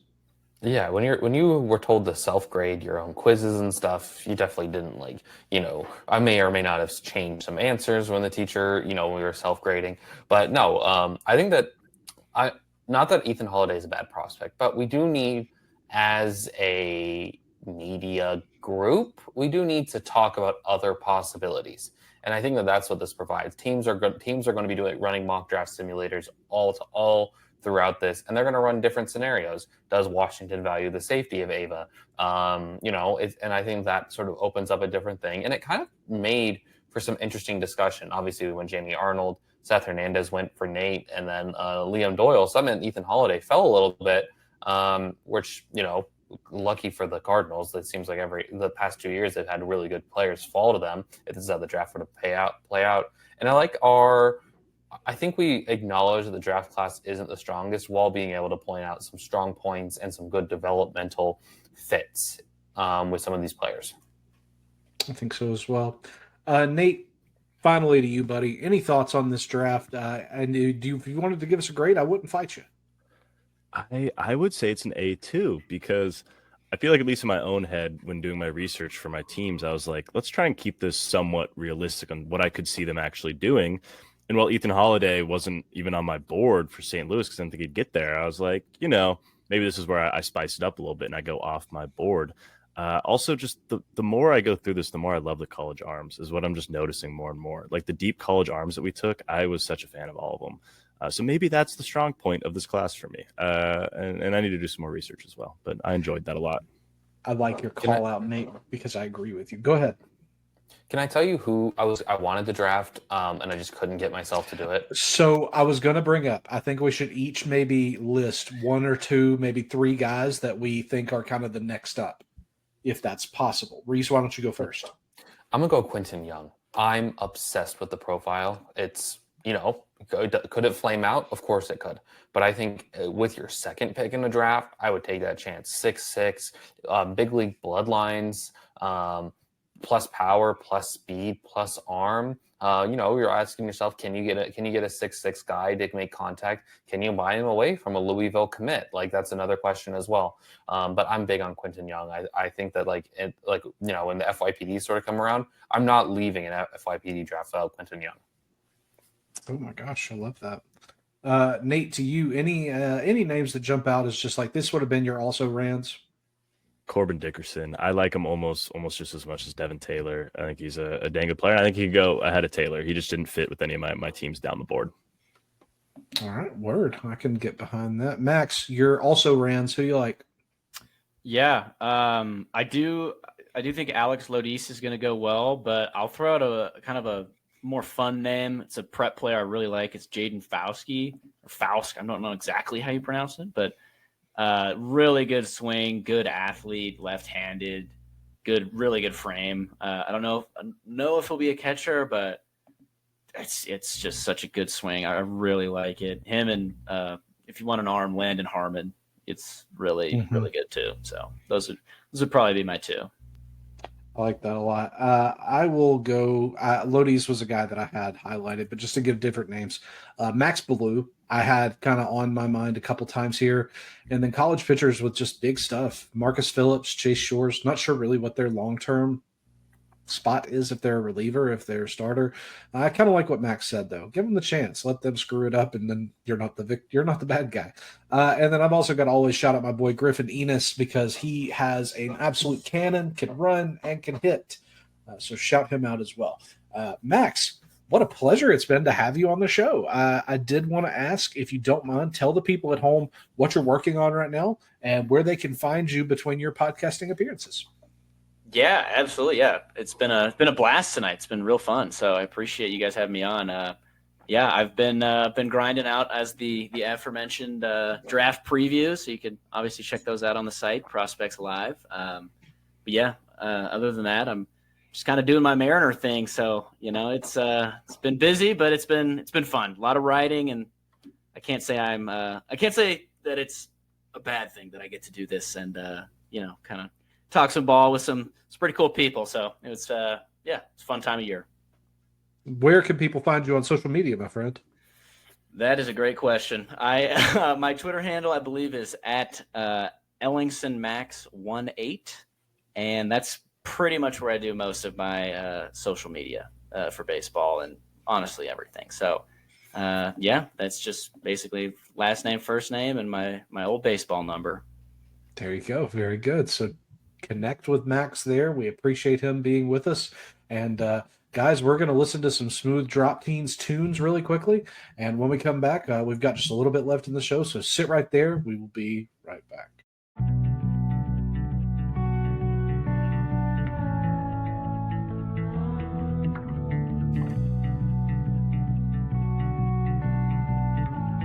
And welcome back. We just finished up that mock draft right there with Max. That was great. Rhys, what was your favorite pick of the mock draft, if you can remember what you just picked? Oh my god. Put you on the spot. I really liked where the draft went. I think if you asked him for an arm, he'd have been quicker to give you in his arm. Rhys hates going first, which it was a bad host move on my end. No, it's not a bad host move on your end at all. It's okay. This is Nate's last day at Prospects Live. I'm starting to think that's not a joke. It might not be. No, I'm just joking. I like how the draft started at the top, honestly. Like the college arms, kind of went where I think they should go, on Jamie Arnold and Liam Doyle. And then, we had a spicy pick at 1. Avia Arquette was an interesting pick at 1. I kind of like it. It shows a different side of what the draft can do. Because once, we can do all these mocks, but these teams do all these mocks, and you never know what's going to happen. Drew, you got a favorite pick mixed in there? Yeah, I was going to try to pick a favorite pick for each of us. That way I could speak highly of everybody. So if you could come back to me, I would really appreciate that. Yeah, I think my favorite pick, and I'll shout out Max, who was a stellar first-time guest on Deck. I love Brendan Summerhill to the Twins. I'm a Summerhill guy. I put him in like the top 10 sometimes. We talked about it. I think the floor is really high. I think the ceiling's pretty high too. Just one of my favorite players in the draft. And I thought Max got him at good value at 16. And to the Twins, I think that's a fun mix there. So yeah, that would probably be my favorite pick. Okay. My favorite pick outside of that was, I like Ethan Conrad a lot. Ethan Conrad, where he went, kind of devastated me. It was my entire plan. At 30, I was like, I didn't really do any preparing for anybody else. So like, Ethan Conrad is going to be there. That's fine. But yeah, that was a fantastic pick by Drew. The phrase "devastated" me just then was just—I don't know why that's so funny, but it is. I don't think I'll ever recover. Oh, just shut up. I'll be a shell of a man. Stop. Okay, favorite picks. Nate, my favorite pick of yours, I really liked Ethan Holiday at 5. I thought that you did a great job kind of catching the draft as it was coming to you. That's one of the most underrated skills as a drafter. So great work. Rhys, I was going to say that my favorite for yours was Xavier Nines to your Tigers, but I think actually my favorite pick you made was Gage Wood to Nate and Max's Mariners. I think that's primo clay in a wonderful dev org. Max, my favorite pick for his was Charles Davalon to the Brewers. Can't have a more perfect. I thought that he gave me the perfect Brewers guy with Merrick Houston. I think he may have actually given me the perfect Brewers guy with Charles Davalon. And for myself, I'm going to say Cruz Schoolcraft to the Rays because Rhys said that it was a smart pick and said that I was smart for doing it, and that might be the nicest thing I've heard today. So thanks, man. I think we overall gave ourselves an A, and I'm going to stick with that, and we'll put that on socials so everyone can see the full picture. But that was a lot of fun, and maybe we'll do another mock right before the draft. Who knows? We only got like a month, guys. I mean, it's coming fast. And speaking of, I guess, baseball right now and things kind of wrapping up, is the college season's wrapping up. Super Regionals just finished up. We just finished watching Murray State edge out Duke in the last inning, kind of a crazy ending over there. And we're just going to do a quick recap of the Super Regionals, maybe talking about things that caught your eye. Maybe just one thing per guy. We'll kind of breeze through this thing. But what was kind of your storyline of the Super Regionals? We'll go to Drew first, give Rhys a little bit of time here. My storyline of the Super Regional is obviously going to be a homer pick, but the Vols bats look like they stayed in Knoxville. It was, with a few relevant and notable exceptions, I feel like Tennessee just could not hit Arkansas all weekend long. And then what's even worse, even if we can't hit, we can still control what we can do. But we couldn't. I mean, wild pitches, walking in runs, hitting batters to drive in runs. Just devastating play from my favorite team at clutch time. But this was a fabulous end. I think you have to go back to Vanderbilt to find a team who, in the year after they won a College World Series, performed as well as Tennessee did in the following year. And I'm very blessed. I'm thankful to have had such a fun season, and I also really like the way that it ended for me. I got to watch it end with you guys and Greg, and that was nice. That was the biggest takeaway, though, is those bats, man, just too cold at the end. Devastating stuff. Any big takeaways for you, Rhys? Yeah, I'm the worst picker of all time. I could not, Should we get into this now? Yeah, I think we should just rip the Band-Aid off. So since you guys all listened to last week's episode, you would know that we all picked the results, our winners of the Super Regionals, right? So 8 possible picks. Drew, any guesses on how many Rhys got? I'd say Rhys got at least 4. Right, it would be hard not to get 4, right? It would. Look, if Rhys didn't get at least 4, I think it was probably just a fluke or maybe a conspiracy by the teams against the face of baseball media. Rhys himself could never have done this intentionally if he missed many. Why? Why do you ask? I'm gonna walk you through the teams that Rhys picked. All right, so all right, cool. Rhys took Miami over Louisville. Florida State over Oregon State. A lot of people took that. UNC over Arizona. We all took that one. How do you not? Auburn over Coastal Carolina. That one makes sense on paper. UTSA over UCLA. That's a really popular upset pick. And Rhys was really riding with the Roadrunners. He showed us that cool hat. So I mean, missing 5, that sucks. But I get it right now. I get it. Duke over Murray State. Who I don't even know who Murray State is. West Virginia over LSU. That's a fun upset pick. Rhys has been a West Virginia guy all along. He's got to stick to his guns, right? Drinking the moonshine. And then we all took Tennessee over Arkansas, and we stood with Drew, and we all were, rooting for Tennessee this weekend. Rhys, you didn't pick a single super, right? I did not. Goose egg. Shutout. Embarrassing. All the words that you can use to describe. Not a great day at the office for me picking. Maybe you should have, if you wanted to make some money, you should have been on the exact opposite of what I said. I'll walk through my process a little bit with them. I didn't really have a strong lean Louisville over Miami. I just wanted to be different, even though I hate their uniforms, and their uniforms are an affront to my eyes. Florida State, I was just like, oh, there's no way that this bunch of like ragtag group of heroes that are playing that don't have a conference win on their schedule because they're playing independent are going to come in and beat Florida State. Was I wrong? I was wrong. This my AirPods telling me that they are going to die soon. UNC was the behemoth, and Arizona came in and destroyed them. Coastal and Auburn, I don't think I had a super strong lead. I think I just went with Auburn because I think that I like their lineup a little bit better, but obviously I was wrong. I didn't realize Caden Bodine was going to be the greatest hitter on the face of the earth. UTSA and UCLA, that was rough, especially because we watched that game together, and oh my god, was that the most boring game I think I've ever watched in my entire life. What the hell was happening there? You had the refs screwed me, and they took away a base runner because whatever. It's a different thing entirely. I still don't believe in UCLA. I guess who's going to be picking against them when we do our regional? I'm still riding the same bit. Murray State is. They haven't been this relevant since John Morant, and shout out to them. Duke just didn't have it, and Murray State did. West Virginia is someone that I wrote about all season, so I felt like some sort of kindred love for them. I love them more than most. I thought that they were consistently underranked by people, LSU is just the behemoth. And then I wanted to ride with Drew. I really did think that Tennessee was better than Arkansas, and Arkansas got it done. And well, honestly, it was more Tennessee didn't get it done than Arkansas got it done, because all Arkansas needed to do on Sunday was score felt like 2-3 runs, and then that game was over. But that was my thought process. I'm going to bounce back. I'm going to get every single one right. I'm going to get the national champion right, and because we had a great regionals, and then I had a truly horrific supers. Yeah, so your odds were 1 in 256, which honestly isn't as bad as if we call every game a 50-50 coin flip. You had like a 0.3% chance of doing what you did, so maybe you're just different. You just want to ride your own wave. Rhys is built different. The best of the best at picking wrong. Being wrong. Yeah.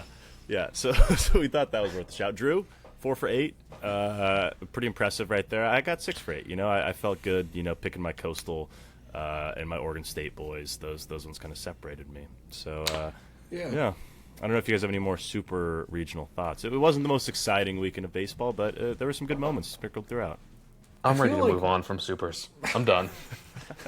I feel like we were spoiled with a really, really electric regional round. Just enough drama, just enough surprises, just enough fun, and safety and security, while still giving us the shocks. Texas out, Vandy out. But, satisfied. Louisville really came alive, and that's a team I'm excited to see in Omaha. Oregon State showed me a little more than I thought I was going to see out of them. The Arizona Coastal matchup is going to be insane. That's a national championship rematch from 2016, if I remember rightly. I'm with Nate. I think UCLA may be the most boring team in Omaha, but I can't bogart his hatred for them. That's a funny bit. Love that Murray State's there. What if Murray State beat UCLA? How sick would that be? You got to go with the SEC, though, so I guess I'm going to attach my horse and cart to Arkansas. But a fun end to a good season. We're going to see what they do now at college baseball mecca, Charles Schwab Field. Yeah, and we'll preview that coming up on Friday. But yeah, it was a fun weekend for sure, and I think this just confirms that I prefer regionals to almost any weekend of baseball out there. You can't capture the magic of that many games going on at once with such high stakes. So yeah, but Omaha will be great. There's a good mix of fun teams, and I don't know if there's a clear favorite yet, but we will talk about that on Friday. Right after this break, we will have some PLive news and what's on your mind.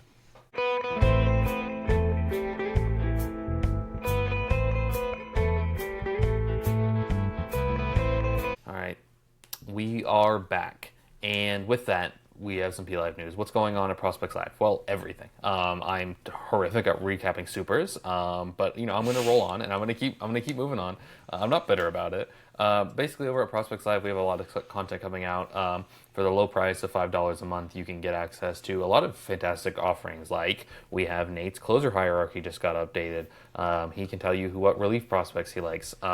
He'll tell you that Hagen Smith is going to be a good sixth inning reliever someday. We have the Dynasty crew. They just put out their Dynasty list is coming out, I think, this week. The Dynasty 1500 just recently got updated. The draft list is going to get an update. We are going to be rolling through the top 20s. And on top of that, on your daily coverage, you have the minor league daily sheet. And I don't know what the college daily sheet schedule is going to be like. I feel like that's something that we need to talk about. But yeah, and then overall, we have the DSL weekly rundown going on. The Dynasty pickup guys, Darren Doc Holliday put out a fantastic Sunday Smokes focusing on Vinny Pasquantino, Jason Dominguez, and Kyle Teal. I know that because I edited that article. And yeah, that's now I think we should transition to what's becoming America's favorite segment and what is on your mind. And I don't want to go first. All right. Drew, you're me. Why don't you flip a coin? I don't have coins, man. That's true. Millennial. Got it. Okay. Side with stuff or side without? Side without. Side with stuff. All right. I don't know what that means because we never chose a side. I'll go first. Whenever I lay down, hopefully very soon, I plan on watching Rookie of the Year. One of my favorite movies from childhood. Have we talked about this on the show? Have we talked about Rookie of the Year? Okay. Oh. I love that movie. It stars Thomas Ian Nicholas, who some of you will remember from American Pie, Kid in King Arthur's Court. You guys weren't alive for either of those things. I don't know why I'm saying this, like you're aware of what this is. You guys at home, you guys remember what these movies are, and they're great. Nate, Rhys, have you guys seen Rookie of the Year with Henry Rowengarter? One of my Rhys, favorite Rhys, childhood baseball movies. Why, Rhys? Why have you not seen that? I'm not a big movie person. Okay. Do you have the YouTube app on your phone? I do have the YouTube app. Do you have your phone handy? I do. I was just trying to figure out what I'm going to talk about on what's on your mind. I just went on to For You tab and then was like, oh, I don't think I can talk about any of that stuff. Okay. I need you to go to YouTube and search Rookie of the Year because it is free on YouTube Movies right now. And I know I ask a lot of you, but please watch that. I would love to get your feedback on it. Wait. But, is Rookie of the Year the one where his arm... Yes. Okay, I've seen Rookie of the Year. I saw it in PE. PE, okay. It's very. Are they hoping to catch fire and one of you can rip 100? I think it was 110, and they said that it wasn't legally safe for us to be outside. Okay. So got it. Different kind of 100. Yeah. That's great. Different type of upper heat. That's true. So Nate, I'm curious. When you think of Rookie of the Year, what do you think of? Where does your brain go? I think of his antics on the mound. I don't have all the quotes, but I just think about that. And I also think about when he throws the ball back in, like that is like the iconic scene that I grew up like hoping would happen to me. He just like rips it and what is it? John Candy, somebody's throwing a frozen rope from center field all the way to home plate. That's got to be 435 feet. Yeah, it's a great movie. One of the couple from my childhood that I can absolutely quote maybe 80% of that movie. I love it. But anyway, I make a playlist. I don't know if I've told you guys this. When I'm sleeping, I have a YouTube playlist, my Watch Later, and I just keep that playing. That way, if I wake up at any point and can't sleep, there's something going on that I can kind of get invested in to fall back asleep to. As I woke up this morning preparing for work, before devotional and any of those kinds of things, Rookie of the Year was playing. And I told myself, man, if I've got some spare time, I'm going to watch that this evening. I don't expect to make it very deep into the movie tonight because I am just busted tired. But Rookie of the Year is a great movie, and it reminds me of my late Uncle Mark. My best friend Freddie and I showed him this movie once when my uncle came in to stay with us from Memphis. And he was like, let's watch a movie, because he was a notorious night owl. And Freddie and I at this point were teenagers, and so we could stay up until the next day with no trouble. Not me now, baby. But we showed this movie to my Uncle Mark, and I remember at the end of it, Freddie and I are dying laughing, and we looked at him and we were like, what'd you think? He was like, and didn't have the heart to tell us that he hated it, but he was like, I'm glad you guys enjoyed it. And so that's something I always remember. Shout out my Uncle Mark. I miss you every day. Great movie. Rookie of the Year is a great movie. Rhys, I really would love to hear what you think about it if you rewatch it as an adult, because it's not at all realistic, but it's a sweet movie. It's a good one. So. It's good. It's like a good, like, I don't know, a 7 out of 10. Like, I enjoy it. I love it. That also inspires. It inspires me for a future draft. I think we should do a baseball movie characters draft. Yes. Where, you know, like maybe an infielder, an outfielder, a pitcher, or like a couple I don't know, something. We can figure it out. But that'd be fun for an episode where we're all a little more jacked up. So. Do you know who would not get drafted in that? Anybody from the movie Trouble with the Curve. That is one of the worst movies I've ever seen. I cannot. Oh, don't. Actually, do. Okay. Do you want to know the premise? Yeah, of course. Okay. So an old scout for the Braves, I believe. They're drafting at the top of the draft. They want to draft this guy. Like, he's like middle of the order. They keep calling him a 5-tool player. He is probably 6'2", 300 pounds. Interesting build. Nose tackle build. And they keep calling him this 5-tool prospect. He can't hit a curveball. And that's the whole point of the movie. While the scout is going blind, his daughter comes into the scouting industry, because, you know, that's how it works. I've been watching clips of it on TikTok, and I get more and more angry. It's like the baseball version of Draft Day, if you've ever seen that movie. I'm repeatedly told, our sports guy at the newspaper tells me constantly I need to watch Draft Day because I would greatly enjoy it.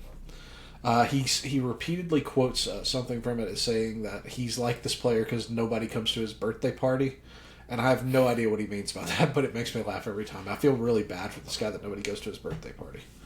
Modern sports movies sucks. Ever since Moneyball, modern sports movies have sucked. And do you want to hear my hot take? Worst. Yeah, go ahead. I think Moneyball's not good. Yeah. Rhys, go. Yeah, I know. You're wrong. I'm glad to tell you you're wrong. I don't enjoy it. Can you defend yourself? I just don't enjoy it. I think it's silly. I like, now that I know, like, how things, like, kind of work a little bit, like, you know, it's not. I love it even more now. All I want to be is Jonah Hill. That's all I've ever wanted. I don't really have any rebuttal to that. I don't enjoy Moneyball. That's just who I just want to be Jonah Hill in that movie.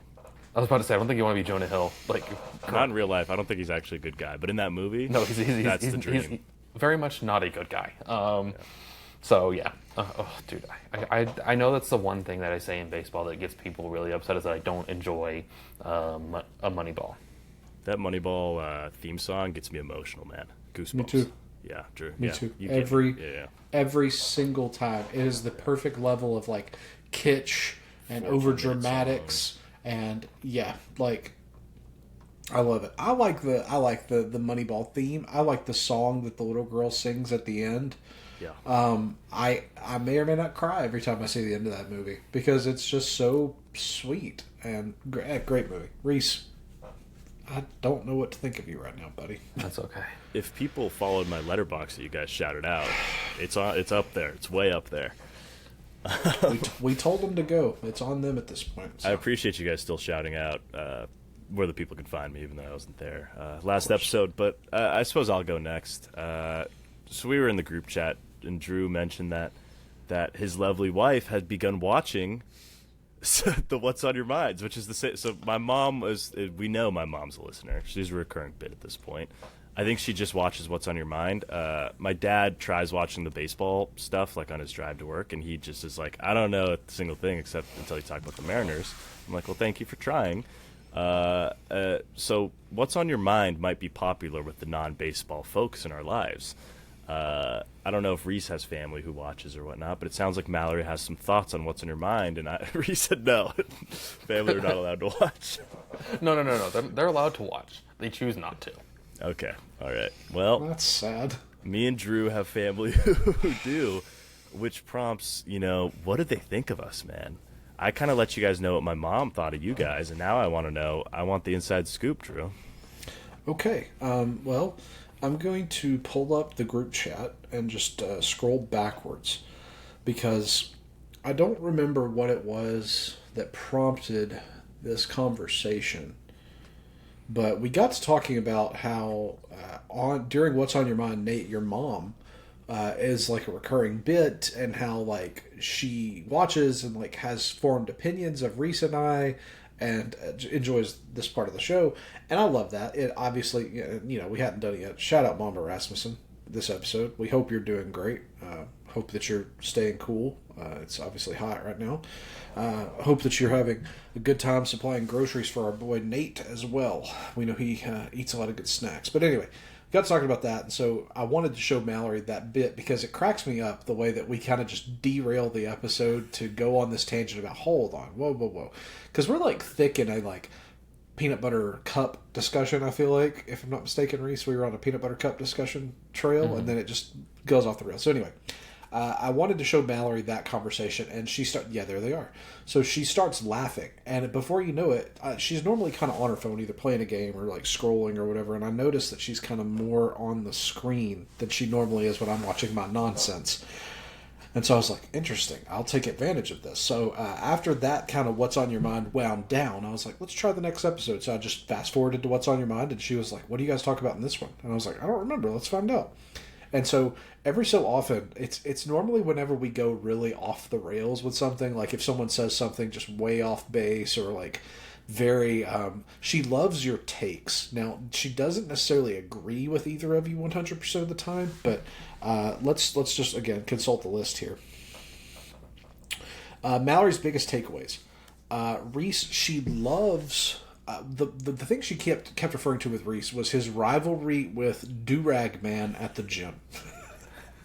And Rhys has brought up Do-Rag Man to us again today. His heated rival was back at the gym. I don't want to steal any of that. Nate, her biggest takeaway with you is that I've told her that recording with you and being your friend makes me feel young. So she's very into that. She's like, it's nice that you have this youthful friend, and he's kind of like, that for you. It's cool. She said, however, I really hate his takes on bean dip. I hate his takes on giraffes. But watching you and seeing you, I think whenever you shouted out that you were into horses, before you said like Red Dead as your kind of rationale there, she was like, this guy. She was like, I don't know that he's made a point I agree with yet. And we both just died laughing. And anyway, she questioned your trauma with flamingos, and again she sent love to Mama Rasmussen. Said she loves that Nate's mom is a recurring character in the show. I believe that's the only notes that she said. We pretty much changed the topic after that. But yeah, Mallory watched the show. I'm curious, Nate, in recent memory, Mama Rasmussen, has she had any takes on the show? Does she think that we peaked early or what? No, they continually say how much they enjoy it though. Like my dad, who's like not a podcast guy or whatnot on paper, is like, you guys actually do a pretty good job. And then my mom asked me why we don't get any views on YouTube. She's like, are you like doing it? Like, is anyone watching? Because you can't see the Spotify views, right? And we're notoriously low YouTube view counts. This is a great time for you guys to hop on over and see our faces on YouTube.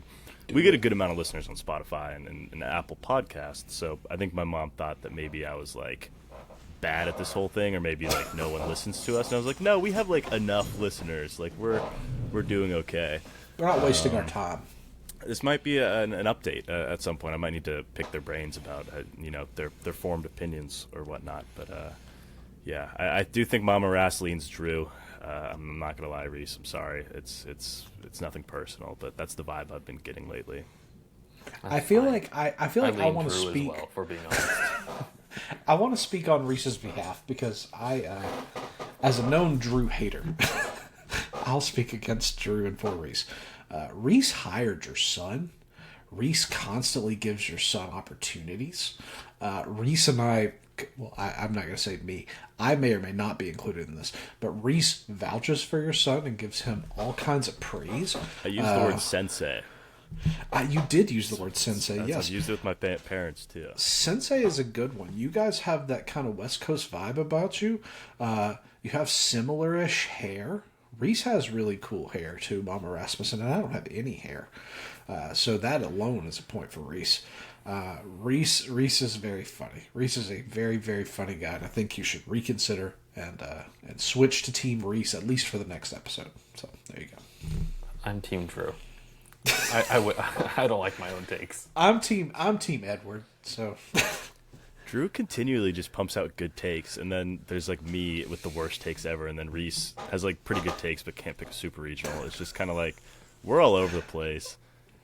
I don't know. I think my brain needs to develop a little bit more. Our audience also skews older too. Like there aren't too many young people who listen to our pod, so I can't imagine that they agree with a whole lot of what I say. Maybe baseball, but nothing off the baseball field.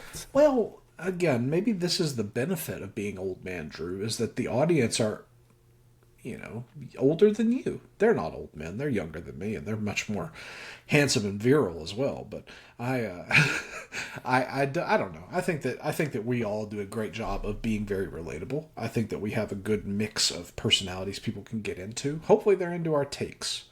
But yeah, I like that our families are getting into what's on your mind. I think it's fun. I do think that we have you don't find this mix anywhere else, in my opinion. I don't think so either. I don't know if you do. But Rhys, round us out. What's on your mind? Aquariums.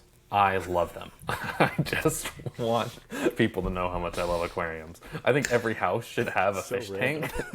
I know. I couldn't think of anything, and then I'm like, Rhys. Look, we went movie, families. Rhys, you went like radical nosedive with the. Not that I'm against. You didn't write it down. On the no, he prep didn't. Sheet. It was blank.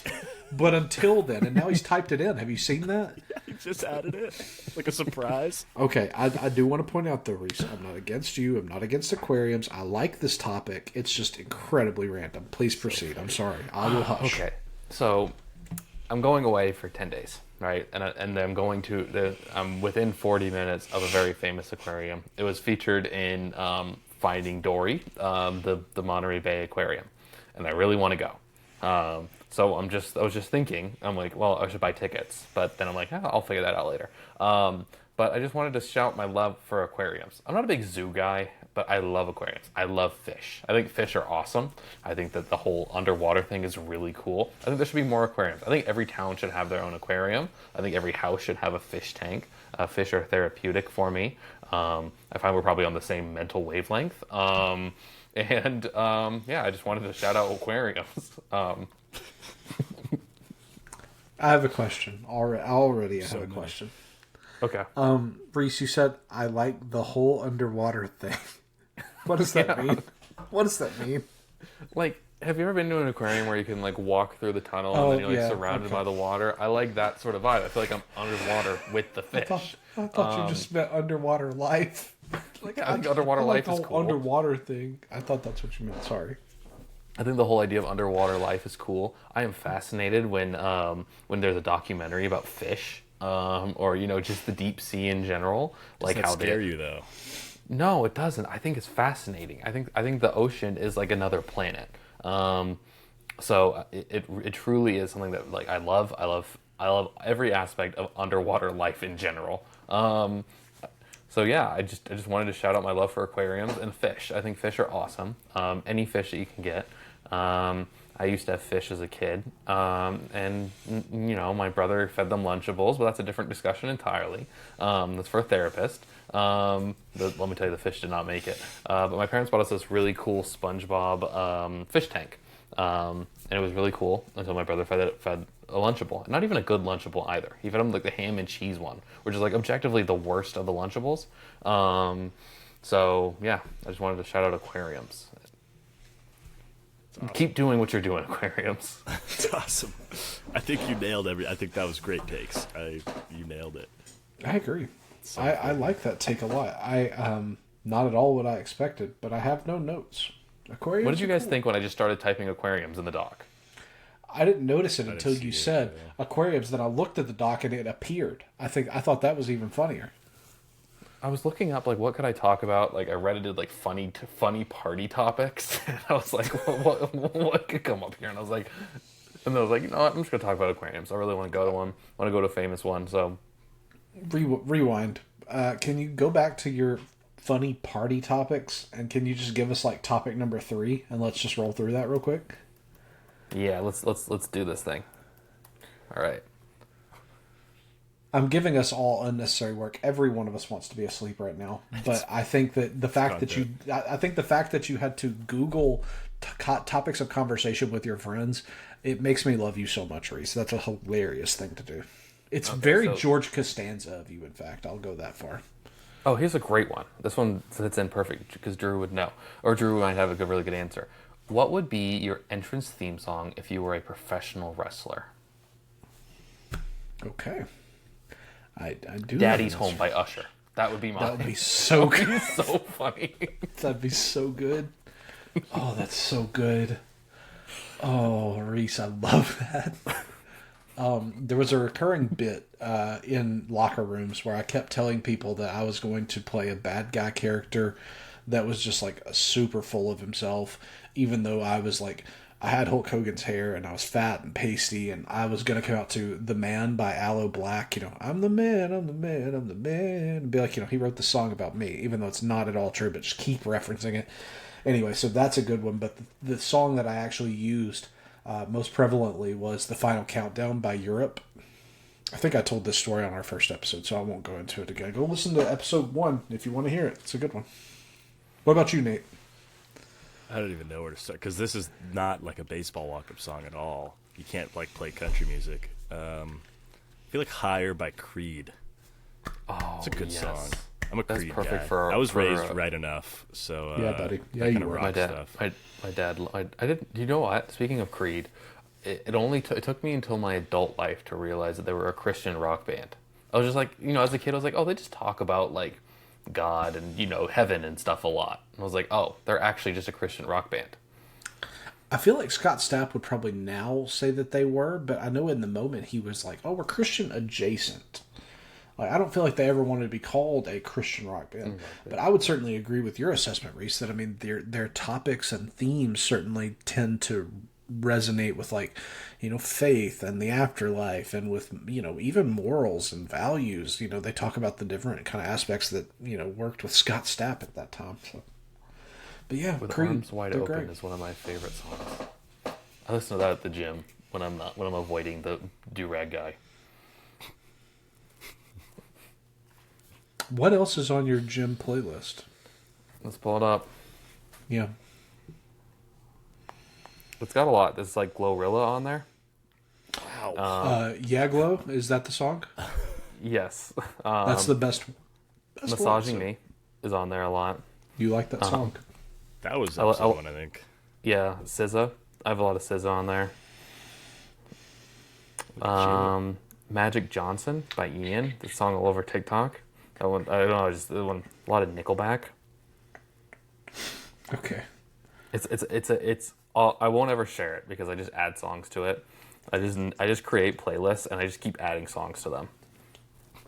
There's no rhyme or reason for them. Nate, you got anything else that we need to discuss here? No, I think we could probably get out of here. I think we should. Think so? I think it only gets worse from here, which means better for the viewers, but we don't need that tape out there. I have a playlist on Spotify called Pauly Shore's Beanie Baby Collection. What?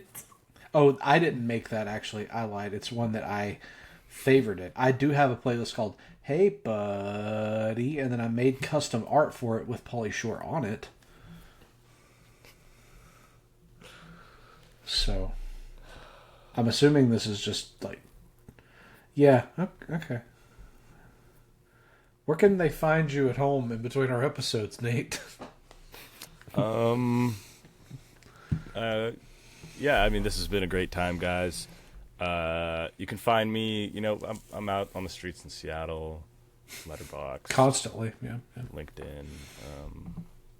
I got Uber, too. You could follow me on Uber. Rasmussen.nathan.2021. Just see where you're stars. going? I'm 5 stars. Wow. There, so I'm a good rider. You're a 5-star So- passenger? So yeah, if any fans of the show ever pick me up and put the pod on, I'll 25% you for sure. You know, I'm normally a 20 guy, but I'll do it for the fans. So yeah, you know, Uber drivers come find me. Love it. Rhys, tell the folks what you're working on, where you're at, and all those things that you like to say. I have an article that I need to write tonight. Probably will get written in the morning. Yeah, and one of my AirPods just died, so this is perfect time to wrap up this podcast. That it is, my brother. That it is. You can find him on social media at rhysbwhite. And if you want to find me on the social media machine, the Twitter machine, you may do so at drewisokay. I'm on Bluesky at the same thing. I have an Instagram account. Don't follow it. It's not good. All right, and that is going to do it for another fun-filled episode of the On Deck podcast brought to you by Prospects Live. We hope that you guys will join us on Friday for another wonderful episode. We're going to be doing some Omaha previews. We've got a couple more things in our bag, baby. We hope that you will join us. Until next time, for Nate, for Rhys, I'm Drew. Toodly-doo. Here she comes, walking in walls, talking in tongues. Got the boys in line. Yes, I'm drunk, but the pill in my pocket's gonna sober.